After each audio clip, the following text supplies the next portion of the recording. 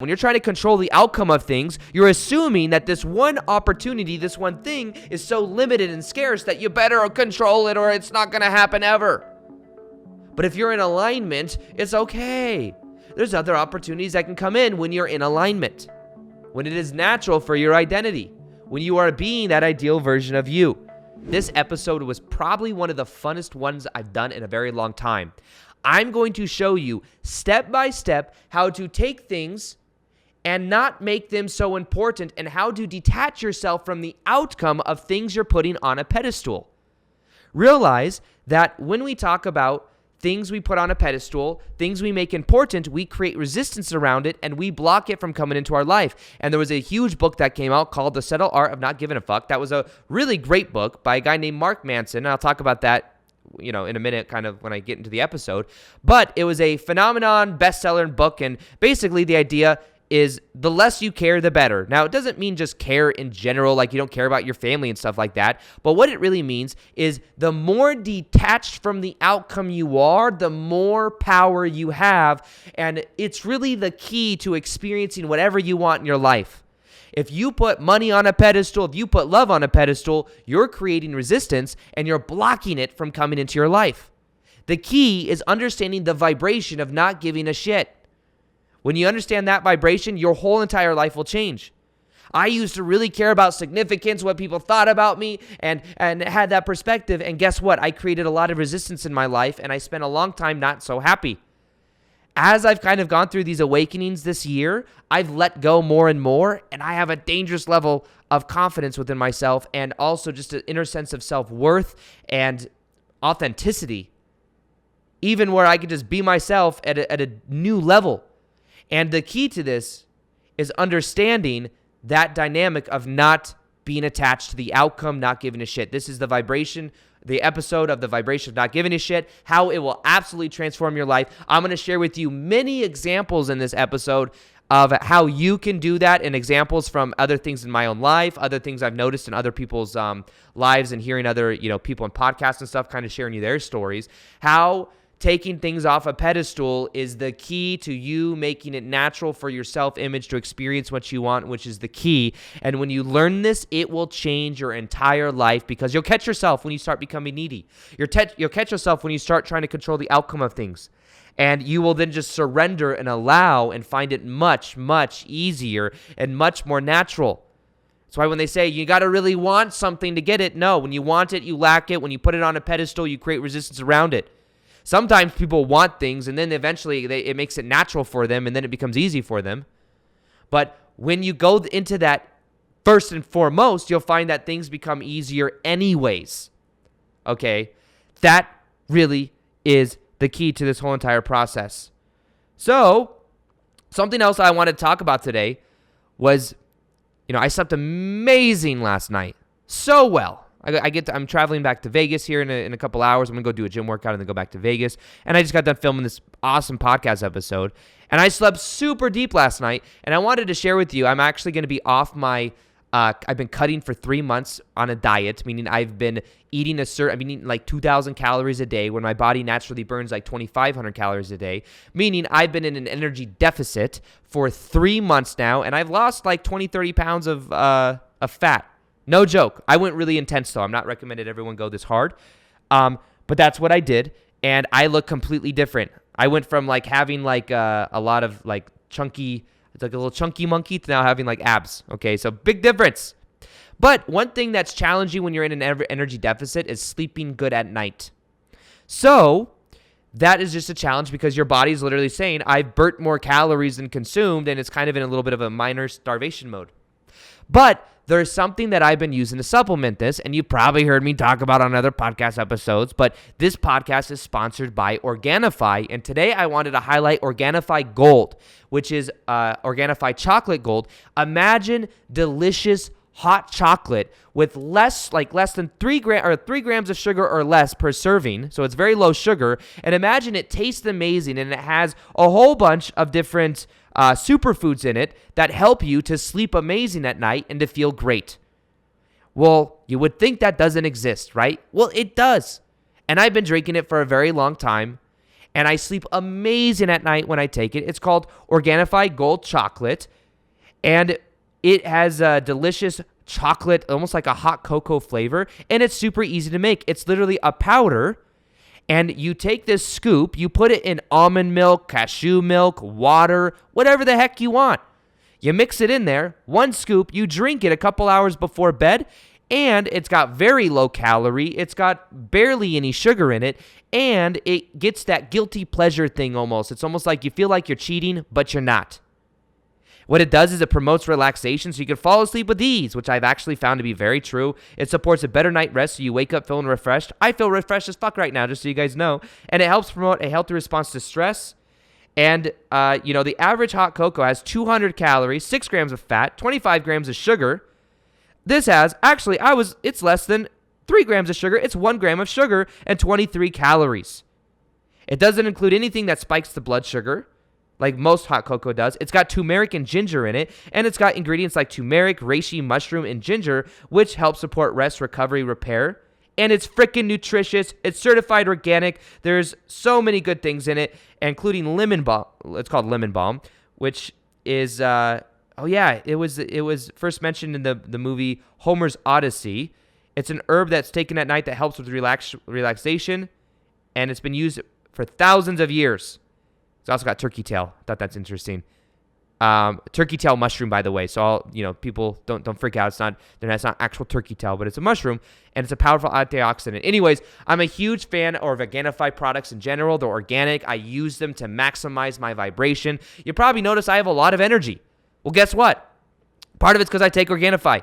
The highest vibrational organic supplements, and Organifi Chocolate Gold is one of my all-time favorites. It's for good sleep at night. That's what I use it for, and you can check it out and get 15% off for my audience. All you do is you go to Organifi.com/Aaron, and you use the code Aaron15. So that's ORGANIFI.com/Aaron, AARON 15, or just Aaron. But you use the code Aaron15, you get 15% off, and you can try it. It's less than like $3 a day, less than just 1 gram of sugar a night, and it's 23 calories, and it literally tastes better than hot cocoa, and you'll sleep amazing at night. Win, win, win, win. Okay, so that's what I wanted to share with you before we get into this episode. That's also a way you can support the podcast. You support the podcast, I can make more episodes like this, and you can do that by going to Organifi.com/Aaron. Other than that, let's get into this rest of this episode right meow.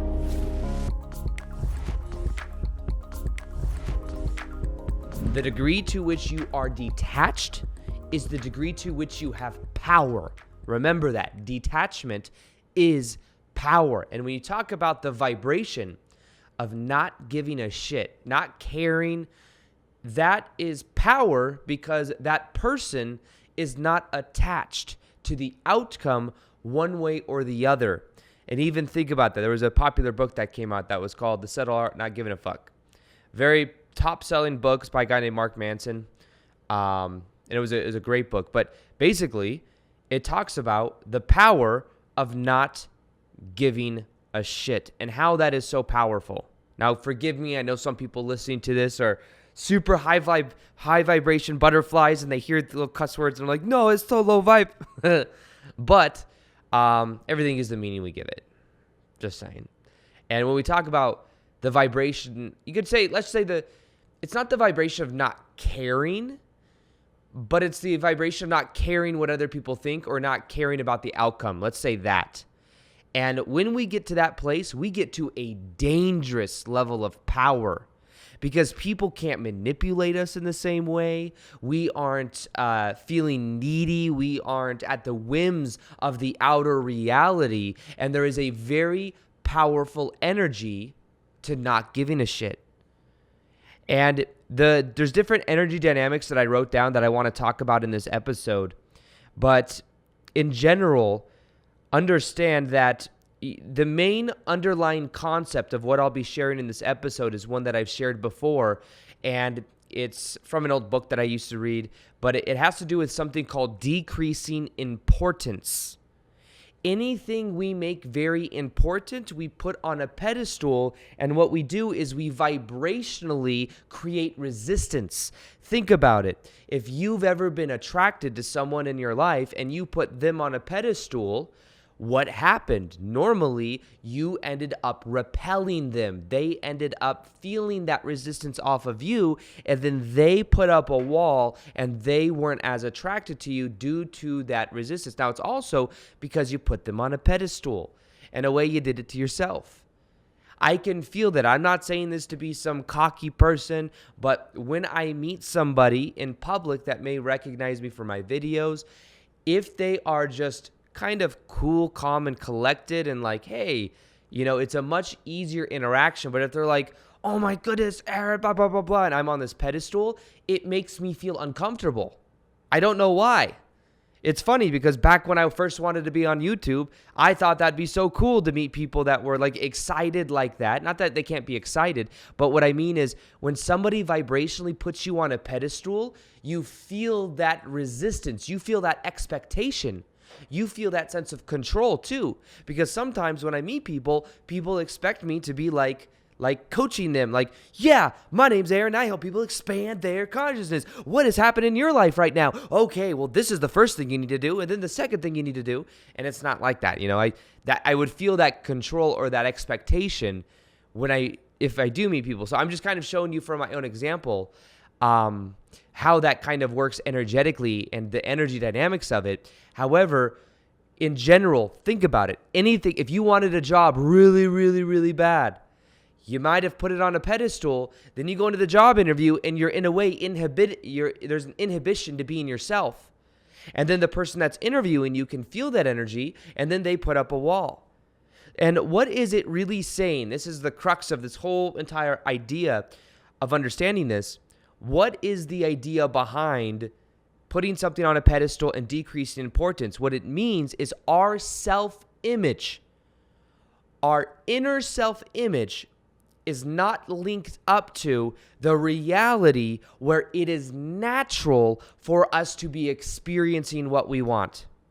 Let me say that again. Our inner self-image, the way that we see ourselves, because the way we see ourselves is projected out to other people. When we have an inner self-image that isn't confident, or we see ourselves as not deserving something or somebody, like, you're amazing, I put you on a pedestal because I'm not that worthy. You're a 10, I'm a 6, and therefore you're on a pedestal. They feel that.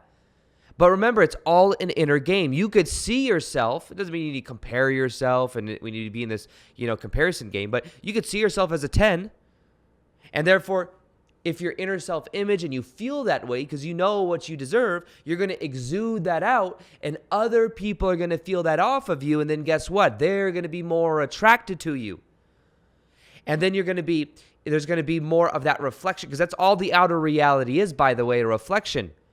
And anytime we make something more important, we're creating resistance around it and we're putting it on a pedestal. But remember, what it means is kind of what I was saying before. The inner self-image is not linked up to the reality where it is natural for us. And think about it, even when, I've noticed this as I've started making more and more money. When I first got into YouTube, I wasn't making much money. Then I learned a little bit of a strategy for making courses, and then also a strategy for getting coaching clients. As I started to do that, I was like, oh, it started to change my self-image a little bit.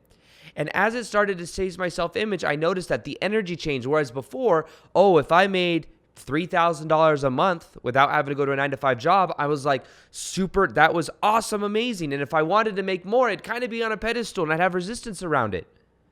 But then I had the awareness. I learned how to do it. I started getting other reference experience. I talked to somebody that was really doing well on YouTube and had way less subscribers than me. I met somebody that was making like $20,000 a month on like 30,000 like subscribers, and I had 100,000 subscribers. And I wasn't making anywhere close to that.